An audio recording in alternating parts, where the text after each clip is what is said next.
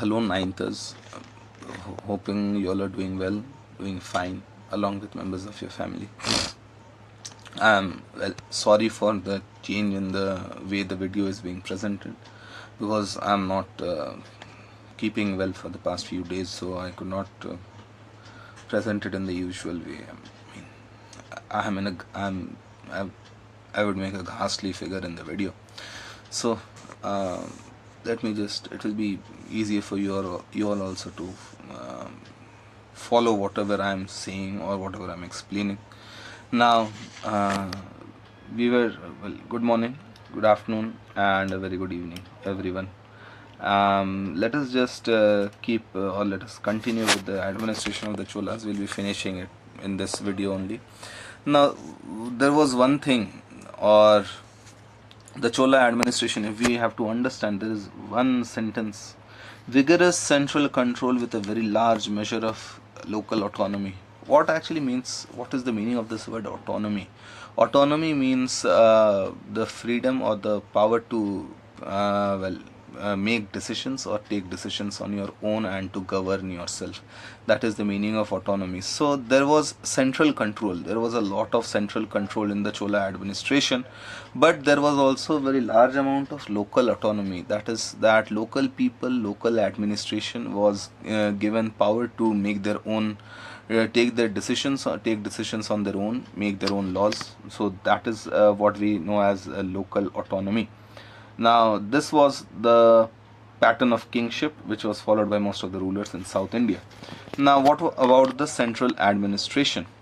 Now, when we are talking of the central administration, well, the king was the pivot around which the around which the whole system was based. The pivot meaning the central point. And the coronation ceremony was marked by many festivities.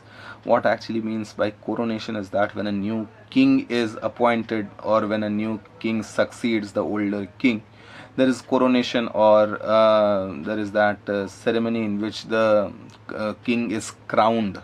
The crown is given to him and he officially becomes the king. So the coronation ceremony was marked by huge activities, many activities, because it was a very important activity, because the king was all in all. He was the supreme leader. He was the representative of God on earth. That is this representative of God on earth, this was something which was similar to, or this is a feeling which was similar to all the monarchies, all the places, in all the places around the world.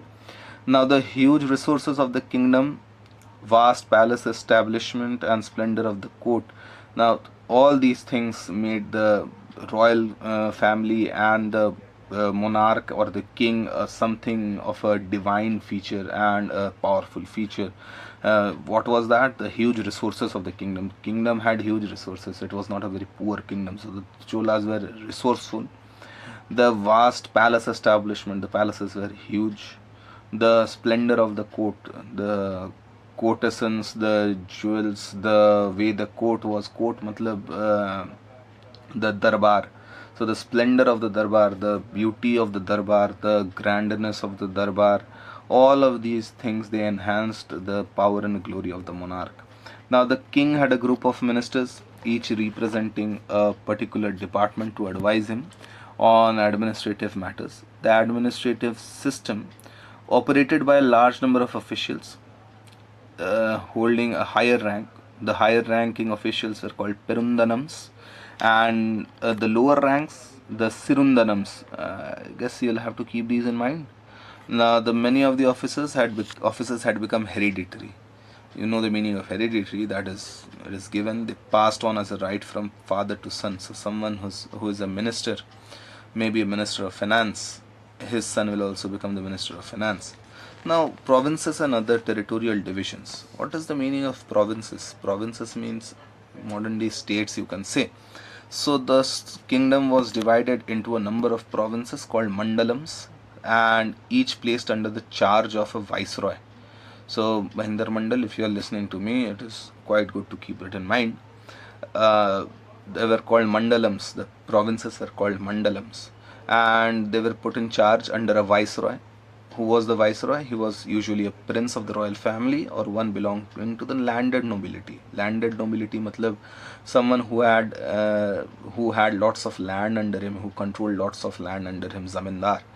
And besides, there were the territories of those rulers who paid tributes to the Chola king in return for protection. So there were also smaller kingdoms, smaller rulers around the Chola kingdom, and they used to give some kind of a tribute or peshkash, which is or some kind of a, you may think of it as protection money, hafta, whatever you may call it. They used to give it to the Chola king in return for protection, because they were small and they were vulnerable, they could be attacked by larger kingdoms. So they gave the tribute to the Chola kingdom so as to protect them in cases of need. Now the provinces were further divided. Now the mandalams were further divided. So this provinces where it is written, do not keep in mind provinces. What were they called? The provinces in the Chola administration, they were called mandalams. So the mandalams were further subdivided into divisions or kotams. Now the other units of the administration were the districts. So the divisions, so that you can just keep it in mind this way. There was Mandalam first, under Mandalam came Kotam, under Kotams came the Nodus, and then came the Kurrams and then the Gramam. So this is the administrative setup. You do not have to keep in mind everything. You just write it somewhere. The first point, write it Mandalam, the kingdom, then comes the Mandalam. After the Mandalam comes the Kotam. From the Kotams comes the Nadus, then comes the Kurrams, and then comes the Gramam.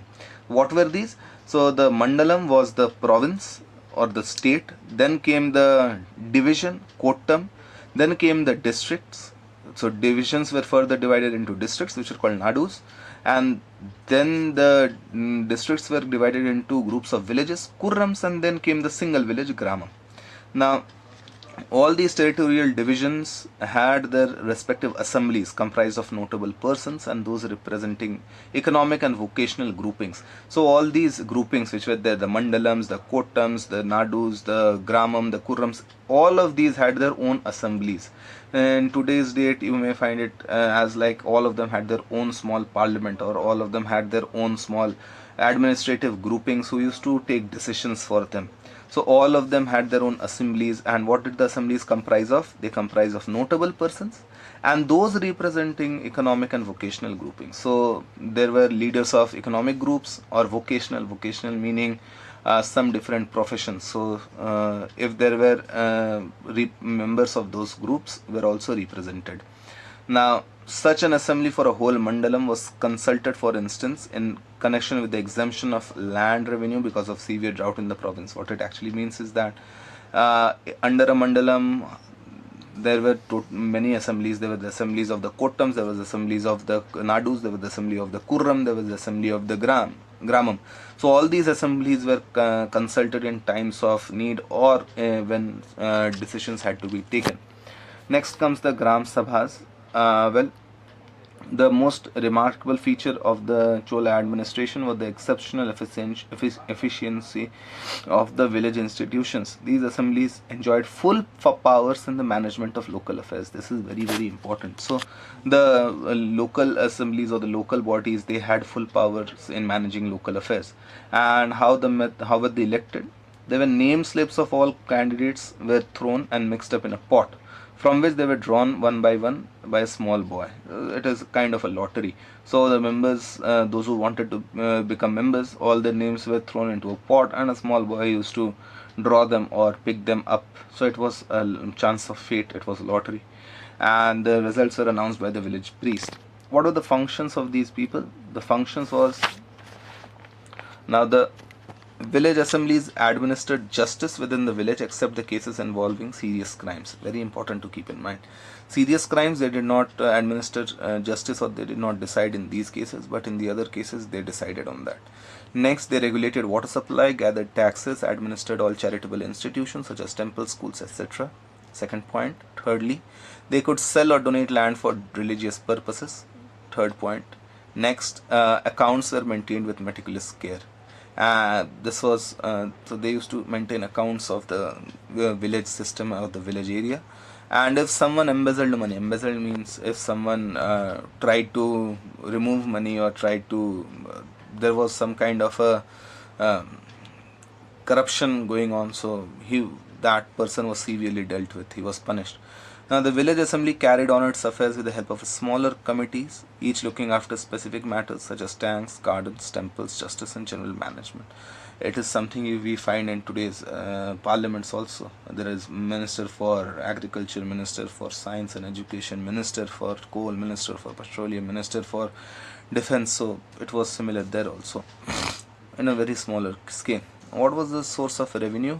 The land revenue was fixed at 1/6 of the gross produce. It was very low, 1/6, one part out of 6 parts. So it was low. In many other places of India, many other kingdoms, there used to be 2/3 or half used to be the land revenue. Here it was 1/6 only. And now, what were the other important sources of income? It was taxes on trade, mines, handlooms, watercourses, and of course customs, that is duties on imported goods. Whenever goods were brought in from different kingdoms, they used to come through the border and they were taxed. Main items of expenditure were the maintenance of the royal family, maintenance of the armed forces, construction of towns, temples, and works of public utility such as road, tanks, and irrigation system. Not very important, but the source of revenue is very important. The army and the navy. The Chola rulers maintained a large, well-trained army and an effective naval force. The army consisted of archers, foot soldiers, horsemen, and war elephants. Soldiers lived in cantonments called kadagams, situated in different parts of the empire. This is important, this kadagam. This we'll have to keep the Brihadeshwar temple. So here you see the Brihadeshwar temple.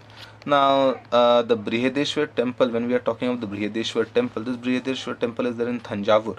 And some of the following characteristics of the Brihadeshwar temple. First, the temple consists of the Nandi Mandap, a pillared portico and an assembly hall, all interconnected. So these are very important. Next, the Mahamandap was originally 3-storied. So Mandap is the place where the puja was going on, or the rituals used to take place. So it was 3-storied. The top story was an open terrace with a row of nandis placed on the top of walls. Now the nandis are small.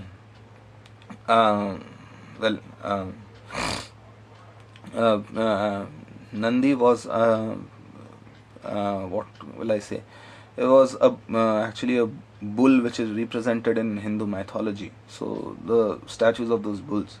Now, like the outer doorway, other entrances are also flanked by dwarpals. We had discussed this dwarpals. Dwarpals is a huge structure of stone, statue of stone, which was placed at the doorway. So it was also out like the outer doorway. The other outer entrances are also flanked, or there were dwarpals kept. There are numerous Sanskrit and Tamil inscriptions on it, in fine calligraphy, so in fine handwriting. Another important structure in the temple is the Amman temple, housing Brihannayaki, the consort of Brihadeshwara. Consort meaning the wife. So the wife of Brihadeshwara, Brihannayaki, her temple is also there. So this Brihadeshwara temple is it was a symbol of this. This Brihadeshwara temple was a symbol of Chola architecture. And another very important thing, this Nataraja Shiva. This is something you all have seen in many places. And this dancing Shiva, Nataraja Shiva, you have seen it in Nataraj pencil boxes, Nataraj geometry boxes, or anywhere you may have seen this. So this was also a very fine specimen of Chola art.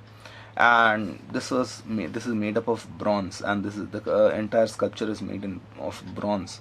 So in bronze this has been made. So it is another very important contribution of the Cholas in the section of art and architecture. So this was it about the Cholas, and we'll be starting a new chapter in the next lesson. That will be the Delhi Sultanate, and next video. And please, till then, please take care, stay well, stay safe, and stay happy. Thank you.